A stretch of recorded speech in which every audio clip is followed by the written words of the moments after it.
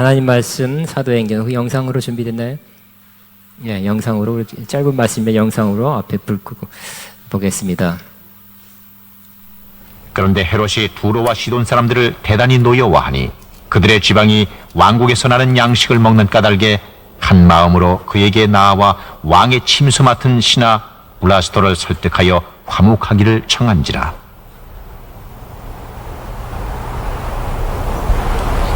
헤롯이 나를 택하여 왕복을 입고 단상에 앉아 백성에게 연설하니 백성들이 크게 소리를 질러 말하기를 이것은 신의 소리지 사람의 소리가 아니니이다. 헤롯이 영광을 하나님께로 돌리지 아니하므로 주의 사자가 곧 쳐서 벌레에게 먹혀 죽게 되니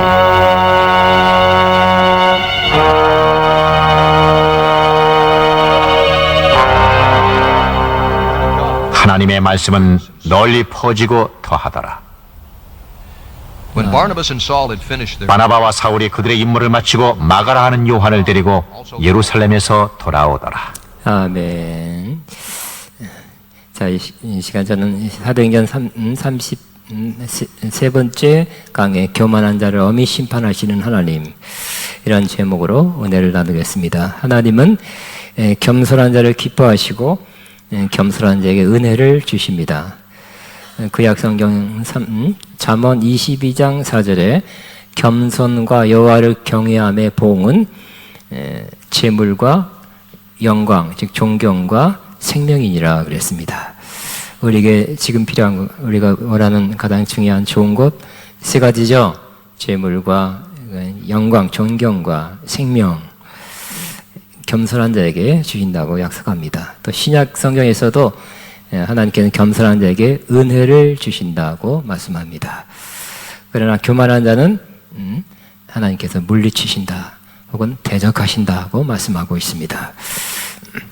하나님이 싫어하는 사람이 바로 교만한 사람입니다. 하나님은 죄를 싫어하시죠. 이 세상에 죄가 몇 가지 있을까요? 수십 개, 수백 가지 있을 것입니다. 그러나 하나님께서 가장 싫어하는 죄 중에 하나가 바로 교만의 죄입니다. 그래서 잠언 6장 16절에서 19절 보면 하나님께서 그 중에서 많은 죄 가운데 7가지 싫어하신다고 그랬는데 그 첫 번째가 바로 교만이라고 말씀합니다. 하나님께서 미워하시는 것, 곧 그의 마음에 싫어하는 것이 곧 일곱이니 곧 교만한 눈과 거짓된 혀와 무거운 자의 피를 흘리는 것과 이렇게 말씀하고 있어요. 교만한 눈, 교만을 하나님께서 가장 싫어한다고 말씀하고 있습니다. 그러면 하나님께서 이렇게 교만한 자를 물리치신다, 대적하신다 그랬는데 우리는 이 교만한 자가 돼서는 안 될 것입니다. 그러나 어떤 모습이, 어떻게 하는 것이 바로 교만한 자가 되는 것입니까? 누가 그런 사람입니까? 그 중에 한 사람이 바로 이 오늘 본문에 나오는 헤롯입니다. 헤롯은 몇 가지로 교만한 모습을 오늘 이 본문을 통해서 보여주고 있습니다. 그런데 오늘 헤롯, 신약성경에 보면 헤롯 많이 나오죠.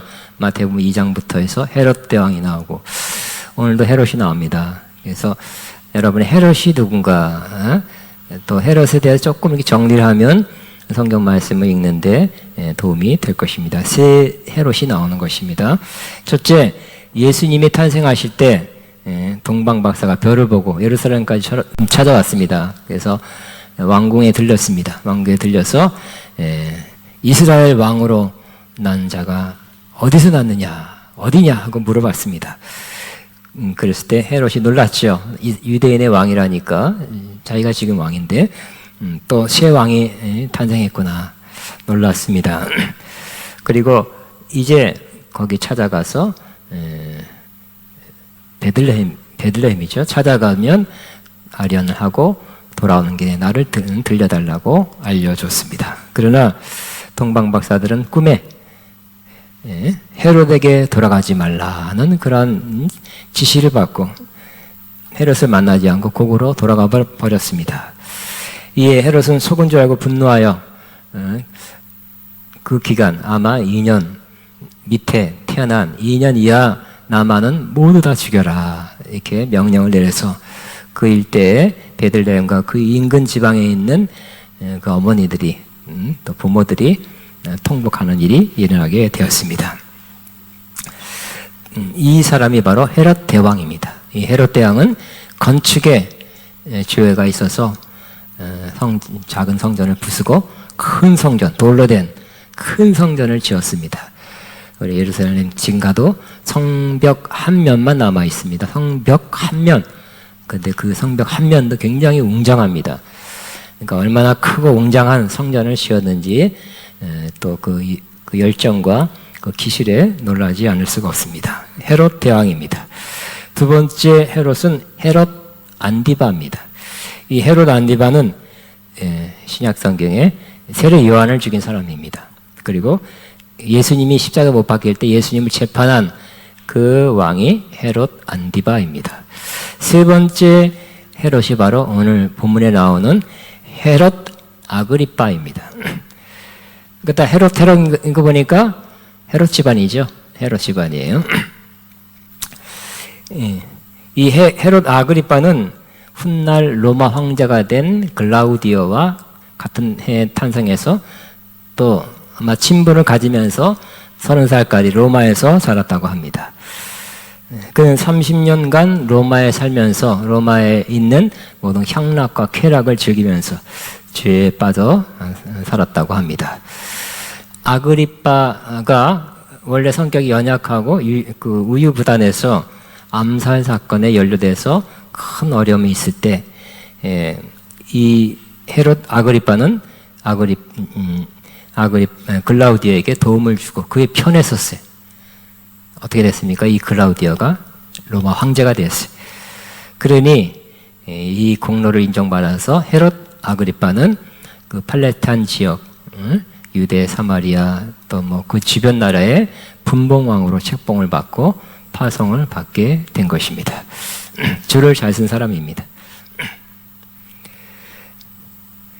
그는 글라우디오 황제와 친분이 있었기 때문에 그는 백성을 잘 다스리게, 그 지역 백성을 잘 다스리기 위해서는 유대 종교 관습을 인정해 줘야 되겠다. 그리고 황제의 건의에서 이렇게 허락을 받게 되었습니다. 그렇지만 유대교들은, 구약 신앙만 믿는 유대교는 인정했지만 예수님이 오시고 예수님 이후에 일어난 우리 기독교 신앙은 매우 핍박했습니다. 박해했습니다. 왜냐하면 그들은 그래도 그 당시에 이가 살아있을 당시에는 유대인들이 더 많았어요. 유대교 사람들이. 그래서 유대교 사람들을 이렇게 환심을 사고 또 그들을 이렇게 좋게 해서 반란이 일어나지 않게 하고 평안을 유지하는 것이 더 좋은 일이라고 생각했습니다.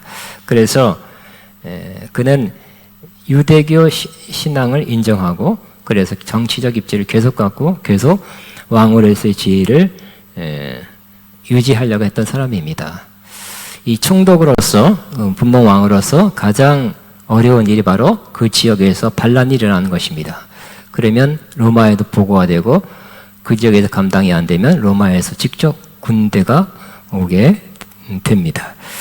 이렇게 반란이 일어나면 그는 분봉왕으로서의 리더십이 손상을 받고 자리가 흔들릴 수 있는 것이기 때문에 신경을 많이 썼던 것입니다. 그런데 그가 잘못되고 교만한 모습이 오늘 본문에 나오고 있습니다. 첫째, 그의 교만한 모습은 법을 어기는 모습, 또 믿음의 지도자를 죽이고 또 죽이려 했던 모습을 통해서 나타나고 있습니다.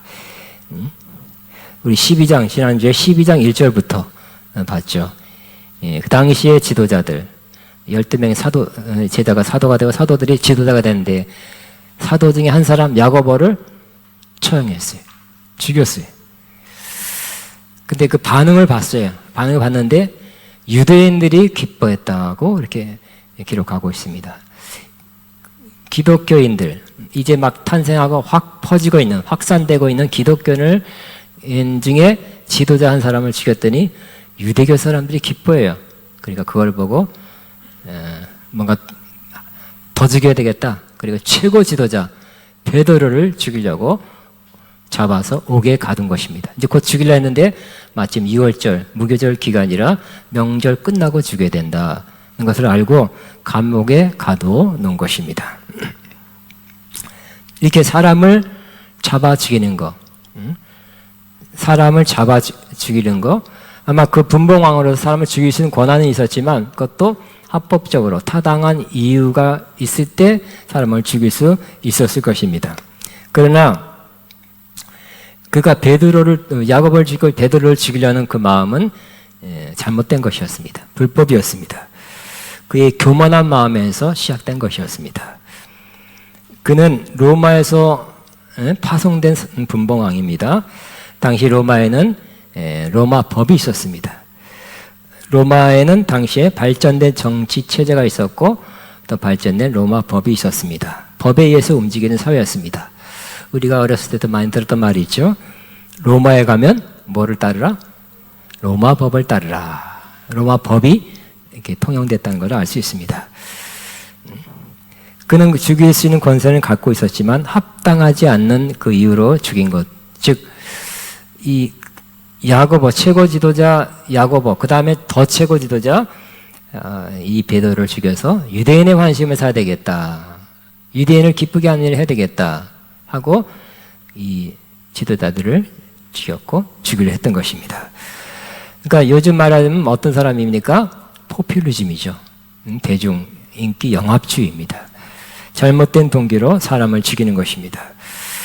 요즘 저는 그전에는 관심 없었는데 요즘 몇 년 전부터 이런 말 많이 쓰죠. 직권남용이라고.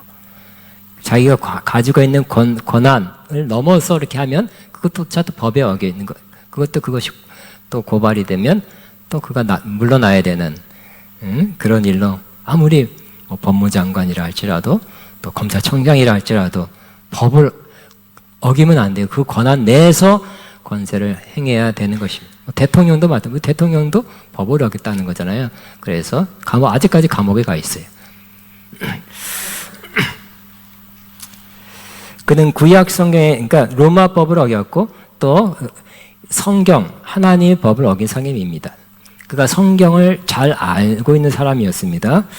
그 예가 역사의 기록에 나타나는데 그는 역사의 기록에 의하면 AD 41년에 초막절 그때가 7년마다 열리는 신년이었다고 합니다. 그는 신년 행사에 왕으로 참석했어요. 그리고 왕으로서 그가 해야 되는 역할은 성경이 봉독하는 거예요. 성경 봉독인데 그중에 그해 신명기 17장 14절부터 20절을 읽었다고 합니다. 그 말씀이 어떤 말씀이냐면 반드시 내 하나님 여호와의 택하신 자를 내 위에 왕으로 세울 것이며 내 위에 왕으로 세우려면 내 형제 중에서 한 사람으로 택할 것이요 내 형제 아닌 타국인을 내 위에 세우지 말 것이라는 그런 말씀이었어요. 보니까 자기가 그걸 읽었지만 자기는 어떤 사람이에요? 유대 지역, 사마리아 지역의 왕이지만 그 형제 유대인 중에 세우라는 그 말씀이 있는 것을 다시 한번 보게 되고 자기가 읽게 됐어요. 그러니까 자기는 해당 사항에서 벗어났기 때문에 그는 울면서 통곡했다고 합니다. 그러니까 율법을 구약 성경을 아주 무시한 사람은 아니었다는 거예요. 율법에 의해서 자기는 왕이 될 자격이 없다는 걸 깨닫고 울었던 것입니다. 그 모습을 보고 아마 그때만 겸손했던 것 같아요. 그걸 보고 거기 모인 사람들이 그래도 할머니 쪽이 더 그는 조상이 에돔 사람 또 할머니하고 또 할아버지가 틀려요. 그래서 어쨌든 정통 유대인은 아니지만 그래도 피가 조금 섞인 사람이기 때문에 유대인들이 그걸 보고 그를 위로하고 안정시키기 위해서 당신은 우리의 형제요, 당신은 우리의 형제요 하면서 막 외쳐줘가지고 그때를 넘겼다고 합니다. 그는 구약 성경에 살인하지 말라는 법을 알고 있었을 것입니다. 그러나 무시했습니다. 그가 혹시 십계명 살인하지 말라는 법을 몰랐다 할지라도 그는 양심으로는 또 알았을 거예요. 로마서 2장에 보면 하나님은 유대인은 율법을 줘서 무엇이 옳은지 어떻게 살아야 되는지를 말씀해 주셨다면 이방인들 율법을 모르는 율법이 전파되지 않은 사람들에게는 양심이 그에게 법이 된다고 말하고 있어요. 그래서 양심에 기록된 하나님의 법을 어길 때는 마음에 그렇게 죄책감이 들고 이거 아닌데 아니야 괜찮아 하면서 서로 생각이 복잡해지고 성소한다고 그렇게 기록하고 있습니다. 그는 율법을 알았는데 어겼든지 아니면 양심의 법을 어긴 그런 살인자였습니다. 이렇듯이 이 교만한 사람, 이 헤롯은 이러한 법을 어기는 잘못을 행한 것입니다. 오늘날도 교만한 사람은 법을 잘 어깁니다. 자기 이익을 위해서 법을 어깁니다. 자기의 생각으로 또 자기의 감정으로 세상 법도 잘 어기고 하나님 법도 잘 어깁니다. 질서를 잘 무너뜨립니다. 그러나 겸손한 사람은 세상 법도 지키려고 합니다. 신앙생활을 억압하는 아주 악법이라면 몰라도 그 외에 세상 법도 지키려고 노력하는 사람입니다. 자신의 생각과 감정과 다르다 할지라도 자신의 견해와 감정, 생각은 내려놓고 이 세상 법도 지키고 또 하나님의 법을 존중하고 순종하는 사람이 겸손한 사람이 되는 것입니다. 이렇게 법에 순종하는 사람, 겸손한 사람입니다. 하나님은 이 겸손한 사람에게 은혜를 주십니다. 계속 순종한 사람에게는 계속 은혜를 주실 것입니다. 두 번째, 그가 교만한 모습은 바로 영광을 하나님께 돌리지 아니하고 자신이 취했습니다. 가장 큰 교만죄 중에 하나라고 할 수 있습니다. 당시 유대인 역사학자 요세푸스에 의하면 그는 기독교인은 아니야. 그러나 유대교 구약 성경을 믿었던 유대교인이에요. 그러나 워낙 학자적인 그런 역량이 뛰어나고 기록이 정확해서 그는 기독교인 훌륭한 그런 학자가 되려면 이 요세푸스의 그 역사서를 내고냐 되는데 그걸 많이 읽습니다. 이 요세푸스의 기록에 의하면 헤롯 아그리빠는 축제일 오늘 본문도 축제일에 경기장에 모인 그 모습입니다. 그리고 거기에 누가 참석했냐면 두로와 시돈 사람들의 오늘 본문에 그렇게 되어 있죠. 두로와 시돈 사람들이 헤롯이 매우 그 사람들에 노하니까 그들은 해안 사람으로서 유대에서 나는 곡물을 수입해서 먹고 사는 사람인데 이 헤롯이 어떤 정책에 의해서 그러니까 유대에서 수출하지 않도록 했어요. 그랬더니 먹고 식량이 없기 때문에 좀 헤롯과 관계를 잘 하기 위해서 상당수가 찾아온 것입니다. 화친을 요청한 것입니다. 그래서 그날 같이 경기장에 참여했던 것입니다. 그날 헤롯은 경기장에 왕으로 참여했습니다. 아까 영상 보니까 이렇게 어떤 색깔 있는 옷을 입었는데 이 요세푸스에 의하면 역사 정확한 기록이에요. 요세푸스의 고증이죠. 성경에 안 나타나는 이 자세한 고증에 의하면 이 헤롯 아그리빠는 은색 요즘 반짝이 은으로 된 색깔만이 아니라 은이 막 붙어있는 왕의 권위를 나타내는 은색 옷을 입고 그날 아침에 나타났답니다. 근데 그가 강단에 연설대에 서서 연설을 하려고 할 때 마침 태양이 떠서 빛에 반사했다고 합니다. 그러니까 은으로 막 붙여진 은으로 된 옷에 아침 햇살이 쫙 비치면서 굉장히 그것이 신비하게 보였어요. 그러니까 사람들이 어떻게 했습니까? 사람들이 오늘 성경의 말씀대로 큰 소리로 이것은 그가 연설할 때 신의 소리요 사람의 소리가 아니다 하고 외쳤던 것입니다. 그 당시의 사람들은 굉장하다, 굉장히 뛰어나다 그러면 자꾸 신으로 모시려는 경향이 없지 않아 있었어요. 그때 사람들이 이 소리는 신의 소리요 사람의 소리가 아니다 하고 이 헤롯을 신격화시키려 했던 것입니다. 근데 거기에는 조금 이 두로와 시돈 사람들이 가서 좀 이렇게 부추긴 것도 있어요.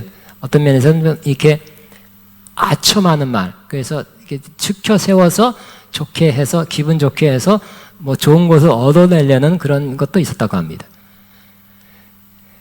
이것은 신의 소리요 사람의 소리가 아니다 하고 외쳤을 때 이 헤롯은 어떻게 했어야 되겠습니까?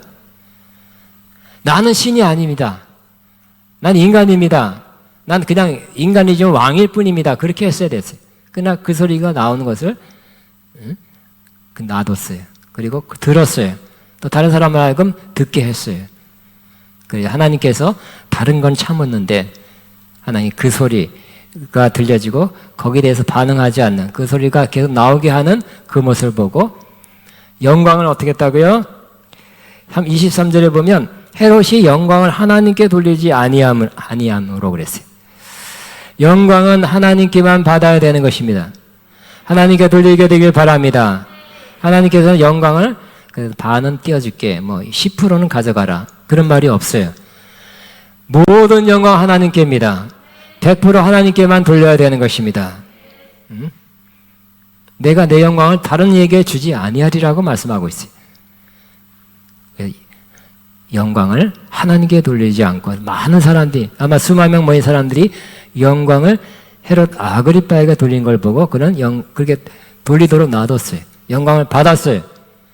그 모습을 보고 하나님께서 즉시 심판을 했죠. 주의 사자가 곧 쳤어요. 그래서 벌레 먹혀 죽으니라 그랬어요. 이 역사 기록에 의하면 그때 쓰러지고 나서 5일 만에 그가 죽었다고 합니다. 그러므로 이 교만한 자의 가장 잘못된 점은 영광을 자기가 받는 것입니다. 그러나 대조적으로 사도행전 3장의 베드로의 모습은 참 아름답습니다. 이렇게 된 그 모습을 그가 보여주고 있는 것을 우리가 보았습니다. 그는 기도하러 올라가다가 그 길가에 성전으로 올라가는 성전 앞에 있는 거기 앉아서 구걸하는 나면서부터 걷지 못한 안진뱅이를 보고 마음에 감동이 들어서 금과 은은 내게 없지만 곧 내게 있는 것을 내게 주노니 곧 나사렛 예수 그리스도의 이름으로 일어나 걸으라고 손을 잡아 일으켰더니 그가 일어나게 됐죠. 나면서부터 못 걷는 사람이 일어난 것은 지금도 어려운 일입니다. 수술도 안 돼요. 큰 기적에 이 사람이 집회에 참석해도 잠시 이렇게 교통사고 나서 후유증으로 아픈 사람, 실제탄 사람 많이 나도 나면서부터 안진병에 나는 경우는 많지 않습니다. 그러나 예수 이름으로 베드로가 그를 일으켰어요. 그때 많은 사람들이 모였어요. 그리고 베드로를 달려보게 됐고 베드로를 슈퍼스타 그 이상으로 보려고 했던 것입니다. 경의를 표했어요. 우리랑 다른 사람이라고 그런 눈으로 바라보게 됐어요. 그러나 베드로는 즉시 말렸어요. 이스라엘 사람들아, 왜 이 일을 놀랍게 여기느냐? 우리 개인의 권능과 경건으로 이 사람을 걷게 한 것처럼 왜 우리를 주목하느냐? 이렇게 말했어요. 우리 개인의 권능과 경건으로 그렇게 된 거 아니라는 것입니다. 많은 사람들이 그럴 수 있습니다. 이렇게 내가 이런 역사를 일으킨 것은 그래도 내가 기도 많이 했기 때문에 그렇습니다. 내가 경건한 삶을 살고 금식 몇십일 금식을 몇 번 했기 때문에 이런 역사가 일어난 것입니다 하고 그래도 자기가 어떤 역할을 했기 때문에 뭘 했기 때문에 하나님이 그를 통해서 그렇게 했다고 말하는 경우는 많이 듣게 되죠. 그러나 베드로는 우리 개인의 권능과 경건으로 이렇게 이 사람이 난 것이 아니라고 말씀하고 있습니다. 큰 위안을 얻게 되죠. 능력이 부족해도 경건함이 부족해도 하나님은 역사를 일으킨다는 그 사람을 통해서 역사를 일으킨다는 것을 알 수 있습니다. 큰 능력이 있어야 큰 능력을 받아야 혹은 굉장히 경건해야 큰 역사가 일어나는 것 아니라는 것을 우리가 다시 한번 생각하면서 어떻게 하면 그러면 이 큰 역사가 일어납니까? 그 다음에 바로 베드로가 답을 합니다. 근데 비밀이 없어요. 답을 가르쳐줘요. 베드로는 말합니다. 이 예수의 이름을 믿음으로 이 예수의 이름이 이 사람을 낫게 했다는 것입니다. 예수의 이름을 믿는 그에게 역사했다는 것입니다. 하나님의 큰 역사는 우리의 경건과 우리가 받은 능력 때문에 일어난 것이 아니라 예수의 이름의 권세로 일어난다는 것입니다. 예수의 이름의 권세를 믿음으로 그 믿음을 통해서 역사한다는 것은 또 우리를 통해서 그렇게 역사할 수 있다는 것을 말씀해 주고 있는 것입니다. 그래서 결국 이 베드로가 그 말을 통해서 백성들이 베드로를 주목하고 베드로를 바라보는 그 시선이 하나님께 시선을 돌리게 만들었습니다. 그래서 4장 21절에는 이렇게 아름답게 결론이 내려지는데, 모인 많은 사람들이 나은 그 사람을 보고 하나님께 영광을 돌렸다고 기록하고 있습니다. 여러분도 그렇게 되길 바랍니다. 무슨 큰 역사를 일으켜서 여러분에게 주목받고 인정받게 하려고 내가 어떤 사람인지를 이렇게 많은 사람에게 드러내려고 한다면, 내가 그래도 이런 사람이다, 응? 좀 이 차에 좀 이런 역사를 일으켜서 나 좀 알아봤으면 좋겠다, 알아주라 하는 마음을 한다면 잘못된 거죠. 영광을 자기가 일부를 취했어요. 안 되는 것입니다. 베드로가 한 말처럼 그렇게 함으로써 많은 사람들이 그 나은 사람 확실히 보고 하나님께 영광을 돌리는 저와 여러분 되기를 바랍니다. 이렇게 몇 가지를 써봤습니다. 생각해봤습니다. 교만한 사람들은 어떤 큰 일을 성취하면 내가 심히 노력해서 이루었다고 말합니다.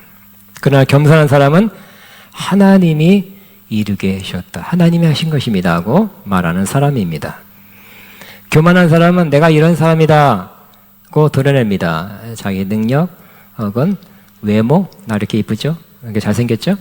또 재산, 나 돈이 많아요. 응? 또 경력, 학력 자랑합니다. 그래서 교만한 사람 자꾸 자랑해요. 자기한테 자랑할 것이 없으면 심지어 우리 아버지가 어떤 사람인지, 우리 조상 할아버지가 어떤 사람이었다 이렇게 자랑하고요. 또 자기 자랑할 것이 없으면 자식 자랑합니다. 우리 자식은요, 자식도 별 시원치 않으면 손주 자랑합니다. 우리 손주가 얼마나 이쁘고 똑똑하고.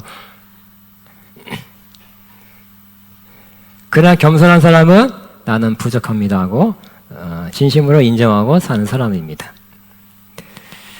나는 하나님이 힘되어 주시고 도와주시고 함께 해주시지 않으면 나는 아무것도 아닙니다, 나는 쓰러져요, 이렇게 말하는 사람이 바로 겸손한 사람입니다.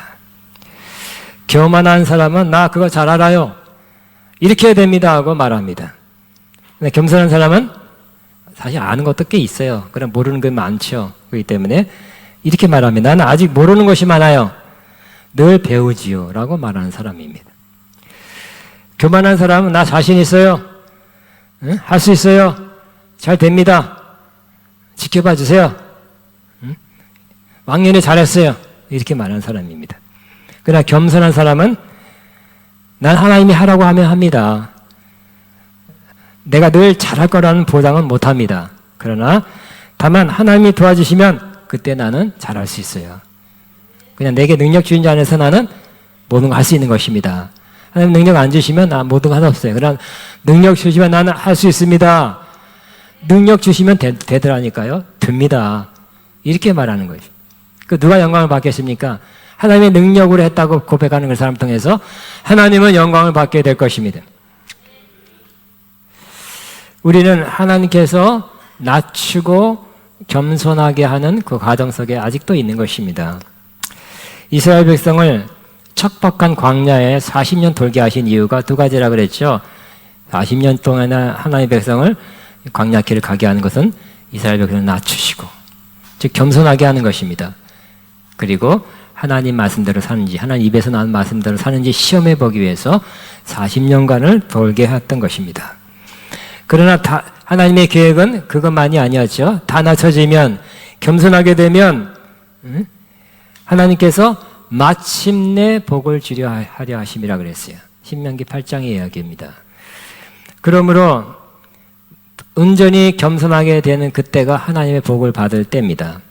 하나님의 예정하신 모든 좋은 것들이 여러분에게 임하는 때가 바로 다 낮아져, 바로 그때입니다. 교만의 길 가지 않게 되기를 바랍니다. 하나님께 제일 싫어하는 것이 그 중에 하나가 교만이라고 그랬죠. 하나님은 아주 나쁜 기억이 있죠. 이 천사장 아름답게 만들어서 하나님 주변에 가장 가까이서 하나님을 찬양하게 한 천사장 중에 하나가 반역을 했죠. 너무 자기 자신의 모습이 아름다워서 나도 하나님처럼 하나님 자리에 올라서 오히려 찬양을 받겠다. 내가 이렇게 아름다움, 이렇게 능력 있고 이렇게 좋은 모습을 사람 천사들이 보고 나를 좀 숭배하게 만들어야 되겠다. 이렇게 잘못된 생각을 하게 된 것입니다. 하나님이 여러분을 잘 되겠다면 하나님께 영광 돌리시기 바랍니다. 하나님 여러분 아름답게 만들었다면 그 아름답게 만드신 하나님을 그게 높이게 하시기 바랍니다. 하나님 복을 주셨다면 복을 주신 하나님 때문에 그렇다고 이렇게 하나님께 영광을 돌리게 되시기 바랍니다.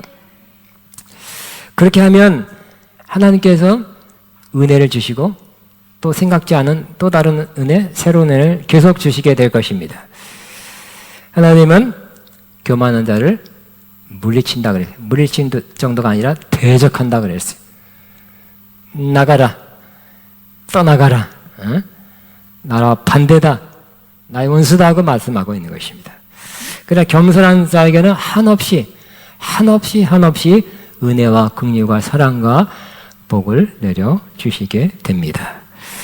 결국 교만해질수록 멸망에 가까워지는 것입니다. 교만은 패망의 선봉이라 그랬죠. 교만한 사람은 반드시 내 망하는 사람 앞에 뭐가 간다고요? 교만이 들면 바로 교만 때문에 넘어진다고 잠언서에 말씀하고 있습니다. 그러나 겸손은 하나님의 새 은혜를 받게 하는 요소가 되는 것입니다. 우리 안에 교만한 요소가 좀 남아 있을 수 있습니다. 그렇다면 갈수록 하나님 여러분 여러 가지 사건, 여러 가지 어려운 문제, 여러 가지 경우, 환경, 여건을 통해서 저와 여러분 계속 낮추고 있는 거죠.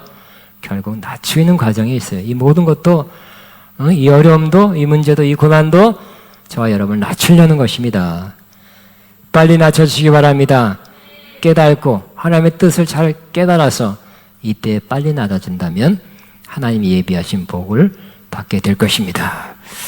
우리가 계속 이 교만의 요소가 자꾸 잘라서 나가고 자꾸 줄어들고 우리 안에 또 겸손의 요소가 있죠. 겸손의 요소는 자꾸 커지게 되길 바랍니다. 그러면 하나님이 예비하신 복이 더 빨리 더 크게 오게 될 것입니다. 우리 아가페영광교회는 겸손한 사람이 받게 되는 하나님의 복, 여러 가지 하나님의 복, 이 넘치는 저와 여러분 되기를 바랍니다.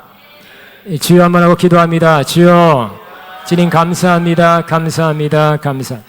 주님 감사합니다. 나다다 샤카바바. 주님 감사바바라 샤카바바.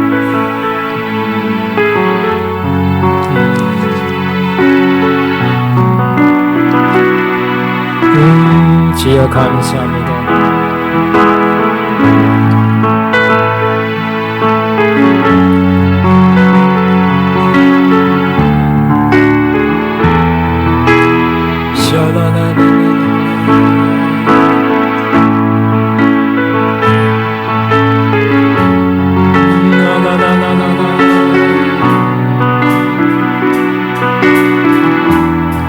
시작됐네 이 찬양하고 맞아 655절 655절 시작됐네 이 찬양하고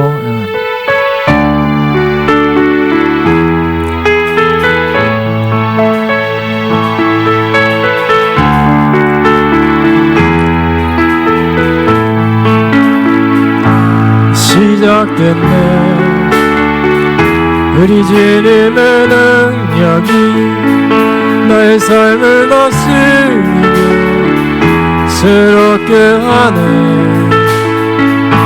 자유 안에 죄와 사망으로부터 나의 삶은 변하구나 충만하네 은혜로 나 주의 은혜 한량없는 주의 은혜 은혜로 나 주의 은혜 변함없는 신실하신 주의 은혜 기도합니다. 이제는 우리 위해서 죽으시고 부활하시며 언제나 우리와 함께 하시며 인도하시며 동행하시는 우리 주 예수 그리스도의 무한하신 은혜와 하나님 아버지의 극진하신 사랑하심과 성령님의 교통인도 세기는 무엇이냐 의사가 오늘도 겸손의 길 끝까지 가며 교만한 자의 분을 따르지 않고 계속해서 낮추며 겸손한 길을 가서 하나님 예비한 모든 복과 은혜를 받기 소원하는 하나님의 모든 자녀들 위해 이들의 앞날 위해 사업과 사역 위해 가정 위해 이제부터 영원토록 함께 하시옵기를 치고 나옵나이다. 아멘.